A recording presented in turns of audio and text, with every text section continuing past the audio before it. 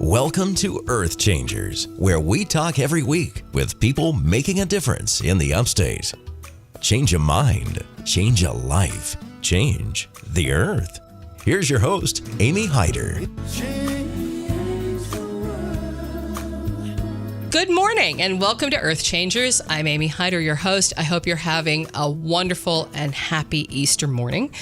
Joining me this morning is Kristie Cohens. She's the program manager over the community counseling team at Safe Harbor. Good morning, Kristie. Good morning, and Amy. Happy Easter to you. Same to you.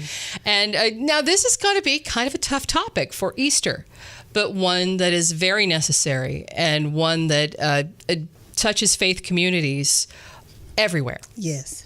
Okay, you've got a program coming up on April 20th. Can you tell us about it? Yes, the program is Shepherding the Unsafe, responding faithfully to domestic abuse in the church. Mm-hmm. We are hoping that we'll have many faith leaders coming out for the event. It's going to be at Grace Church on Pelham Road, their Pelham Road campus. And what we're hoping to bring leaders to the table. Right. So that we can have a panel discussion, one, where there are questions and answers. Right. Where some pastors are actually transparent and are able to speak on some of the experiences they have had with parishioners coming to them who may be in the middle of domestic abuse, domestic violence. From that, Safe Harbor is going to be there as well, and we're going to provide kind of a domestic violence or domestic abuse education class 101 for everyone. And then from there, we will do In Her Shoes simulation, which all of the stories are real, actual stories of women who have experienced domestic abuse. And they're going to have an opportunity to experience what it's like to be in her shoes. Yeah, so you role play and realize this is how it is. Yes. This is not just a story. This is not someone blaming. This is someone's life every day. Exactly. They will have an opportunity to make choices. Oh, wow. Through this simulation. Where it is, you may have the choice to, okay, does she go home, or does she go to a local provider or something of that nature? And you will make the choices, right? Yeah. And from there, each person will be able to experience what it was like for her in making those choices. Wow. Now, are the people who went through this actually going to be leading that part of it, or you're just taking the stories? We're just taking the stories. Right. We're just taking the stories. Because I think that would be very traumatic. It makes much more sense the way you're doing it. Now, this is I would imagine this is just immensely useful. Yes. To bring in leaders of the church, and that can be lay leaders. Yes. As well, because so many churches have committees that deal with things, even just people who go, let me know if I can help in any way. Yes. Untrained counselors. Exactly. In many cases. Right. And they have compassionate hearts, but they don't actually know what the signs are, what to look for, how to guide people through a crisis. Exactly. So this sounds incredibly useful. It's called Shepherding the Unsafe. Shepherding the Unsafe. If somebody wants to find out more about this event, how can they find out? They actually can go onto our website, safeharbor.sc.org, and the events, go into the events tab. And also there is registration, but only for the purpose of us knowing how many people will be attending. And the Eventbrite registration is there, and additional information as well. Now, it's Friday, April 20th, 8:30 a.m. through noon, so you have to have that available. Yes. It's not an evening program. Not an evening program. But now, are people besides faith leaders welcome? Yes, people, others are welcome as well. We definitely do want to meet, though. Right. The whole idea is to open this dialogue. Yes, and hopefully senior pastors, because it's not so just important. Right. Yeah. It's very important for it to be something that can be talked about from the pulpit as well. Right. It's so powerful for a woman who can hear her senior pastor say, it's not okay. Right. And that the church supports is there for support. That they know that should they choose to make a tough decision, the church will be behind them. Exactly. Yeah. Exactly. And not just be behind them, but walk with them. Yes. Through it. Be a help, not just like, okay, fine, you're on. I'm not getting near this one. Yeah. Exactly. So it's a really tough situation. And, I find as many times as we hear about things like the cycle of abuse, it's different for every woman. Everyone's story is different. You can hear some of the same elements over and over again, but then people go, oh, that's not me. They hear an example, and if it's not completely like their situation, or they make excuses because they love the person who's abusing them. Yes, because he didn't start out as an abuser. No. Right? They never do. No. They never do. And here's a hint. If they do, run. Yeah. If the guy grabs your arm on the first date hard enough to leave a bruise, delete his number and don't look back. That's one of the things that oftentimes we find too, is that there may be subtle things along the way. They're red flags. Yeah. Sometimes we miss them. Sometimes they have a look of, oh, he cares about me so much, Yeah. So sometimes they're missed. And a lot of times the abuser will redirect right back onto the woman. Well, I only do this because I care about you. Yes. It's like, he cares so much. Control, not so much care. Right. Yeah. Power and control is at the center of it all. Yeah. Can you tell us a little bit about the cycle of abuse for those who are maybe not familiar with that term? Yes, the cycle of abuse as it relates to intimate partner violence or abuse begins usually with a tension building phase. There are times when you may walk on eggshells in the house when he's there because you just don't know.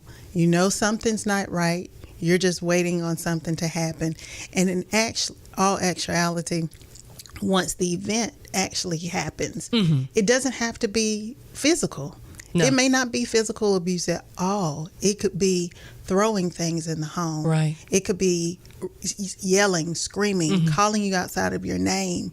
Whatever that is, when that event happens, then it goes into a honeymoon phase. Now that they understand that, okay, they realize what they've done. They crossed a line. They know they've crossed the line, but they have to bring order as they know it, right? That power and control. So what they do then is they're very nice. It could be anywhere from, sometimes they apologize. Yeah. Sometimes you may get a gift. Yeah. Sometimes they may apologize and still blame you in that apology. I can't help it, honey. I love you so much. I'm so sorry that you made me do that. Yes, yes. And then, of course, the calm phase. And the calm phase is pretty much where everything's forgotten, not discussed, but forgotten. And you move on. But the woman generally finds, or the man, the victim, generally finds they're controlling their own behavior in order not to set off the tension phase again. Exactly. So they've been trained. Yes. Yeah. And the continuum of abuse actually in working with the cycle, right? Each time an abuser does something, it's in an effort to shift one's boundaries. Okay. So that process can start very early on. An example of that is the first time he calls you outside of your name. Of course, that's something that you're not going to just settle for, right? Right. You may say something, an argument may ensue. It's overdone. It happens again. What happens after the 50th time that it happens, you say to yourself, you know what? There's no need for me to have this conversation. Yeah. He's just going to do it. He's just going to do it. Yeah. So 2 things have happened with that. One, you've said, okay, I'm not even going to worry about it, but he continues. So every time he continues to call you outside of your name, if he calls you stupid, once it goes into your ear, it settles into your heart. Yeah. And by the end of it, you're considering yourself stupid. Yeah. The second thing that is happening with that is that he's shifting a boundary. So what happens, now he sees that, okay, she's just settling for that, right? So that doesn't have the same effect maybe in his eye. So he's going to go to the next thing. Yeah. You know, and the next thing, and the next thing, which, you know, those things, and it's all about power and control. Yeah. So at the end of it, you know, you may end up being hit, Right. spit upon, whatever he has to do in order to maintain control. He does it, good or bad. And if he feels he can't control you at all, there are decent chances you could end up injured or dead. Yes. So Yes. that's why this is such a huge issue and why Safe Harbor exists. Exactly. And you know, we actually haven't really gone into that. What, for those unfamiliar with this specific place, what is Safe Harbor? Safe Harbor is an organization for victims of domestic violence and or abuse. Yeah. Okay. And we actually have shelters in Greenville County, Anderson County, and Oconee County. We also have community counseling. That's the area in which I work. And in that, we have that in Greenville as well as Anderson, Pickens, and Oconee counties. So for women and or men, you know, who are the victims of abuse, we also have advocates who are working to assist with orders of protection, who will go to court if need be, you know, to walk. Our responsibility, as far as we see it, is to walk with a victim through their journey. And you keep them safe. Yes. Which is difficult, but you guys are very good at it. Yes. For people who might worry, this isn't a walk-up shelter. You can't just knock on the door and go, "Hey, I'm here." The locations of the shelters are kept secret. Right. All of our locations are kept secret, actually, other than our resale store. So if someone, now granted, we're probably not seeing anyone right at the point of crisis on an Easter morning. You never know, though. Right. But just for future reference, if you think your situation is perhaps not ideal or worsening, how can somebody get in touch with Safe Harbor? Safe Harbor, we can, well, if you're not online, of course, once again, our website is safeharbor.sc.org. And our phone number, the crisis line number, which is it's available 24 hours a day. That number is 1-800-291-2139. So you might want to write that down. If not for yourself, then for somebody that you feel may be in crisis. It's 1-800-291-2139. Okay. And it's just such a necessary thing, and it's so unfortunate that it's necessary. Have you noticed any sort of shift going on because of the Me Too movement, women finally stepping up and talking about their abusers, saying this, time's up, this is not acceptable? Has that created it rippled down to the local level at all? Well, I do believe, I will say this, our intakes have picked up. Really? For at least for the counseling, our division, definitely it has increased. Right. I know our numbers, shelter numbers increased in 2017 as well. Interesting. So don't know if that's a direct link. But I will say, though, we have had women to actually call in and say, as a result of the movement, that they're really triggered. It helped them to understand the situation that they were in and realize they needed some help. Yeah. Yeah. Now, if somebody feels moved by what they're hearing to try to help you in some way, who would like to donate to Safe Harbor, whether money or time, or you accept donations of clothing as well. Yes, we accept clothing, all in-kind donations. Right. But you constantly have people coming in who have nothing but the clothes on their backs, right? Yes, because when a woman's in crisis, in the middle, oftentimes they're coming in and they have absolutely nothing. They're coming in with their children. Right. So we also, are serving children as well. Yeah. We also have a child and family team now working with our clients. So if there's someone coming in who is working in counseling or in the shelter, there's assistance for them, but now we also have assistance for children. Excellent. Play therapists who are there to actually work with children. Oh, that's wonderful. And actually a parenting class as well that is going on. Really not your traditional parenting class, but really helping women understand the trauma that a child experiences. I mean, no matter how much a mother tries to shield her child, they see. Right. They hear. Exactly. They cannot be unaware. Exactly. And it colors their idea of what a marriage is like. Exactly. Yeah. Because the children go through it with them. Yeah. Even if they don't see it, even if they don't hear it, they see mom when she's sad. Yep. They pick up on that.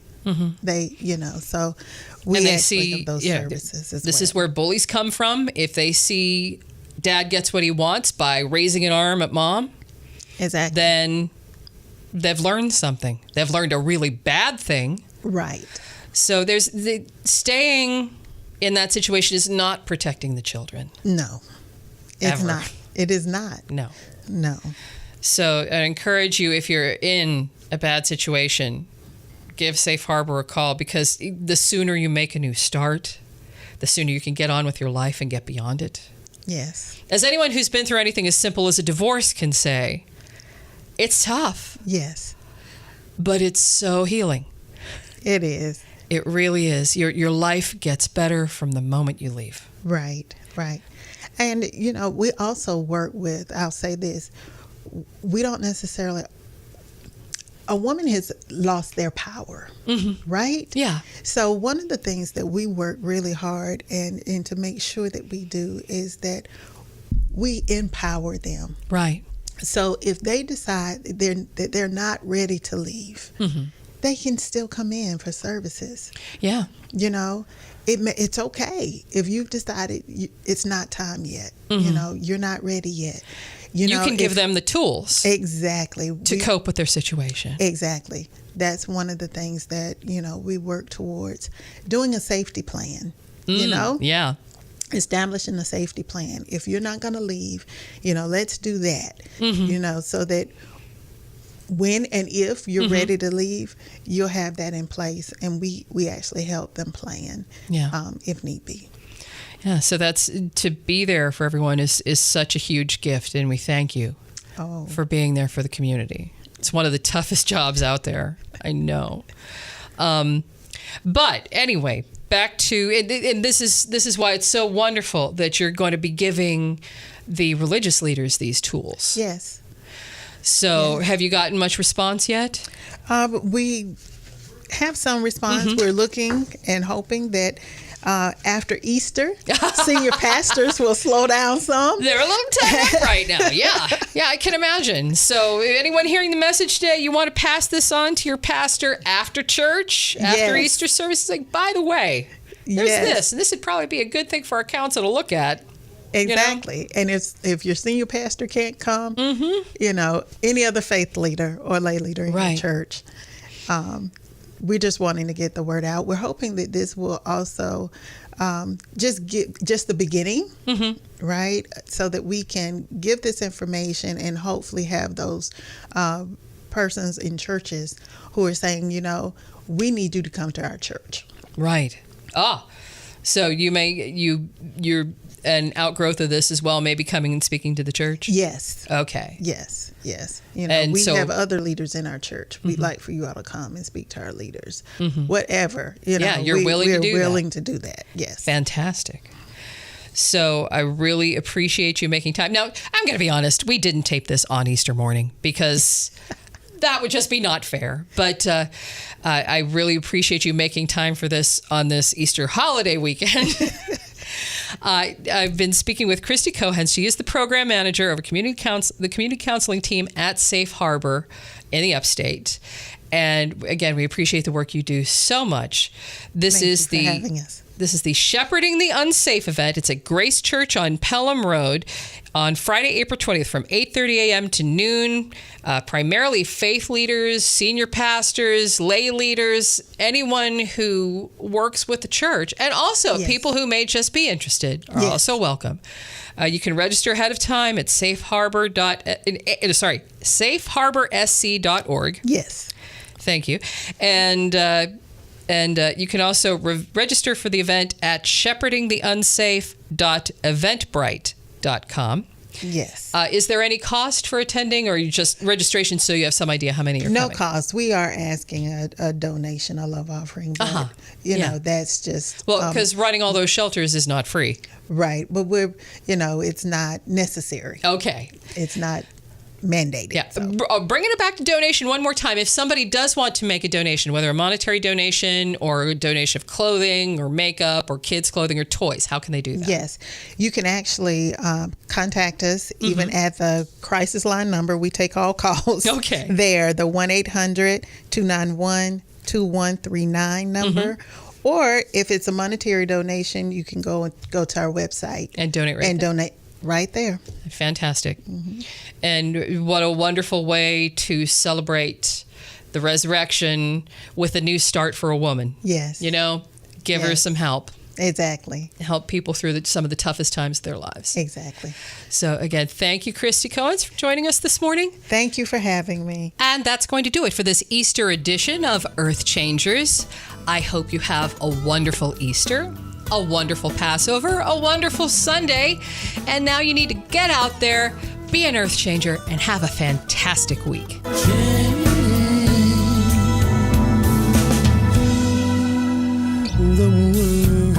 If you have an event or topic of interest for Earth Changers, contact Amy Hyder.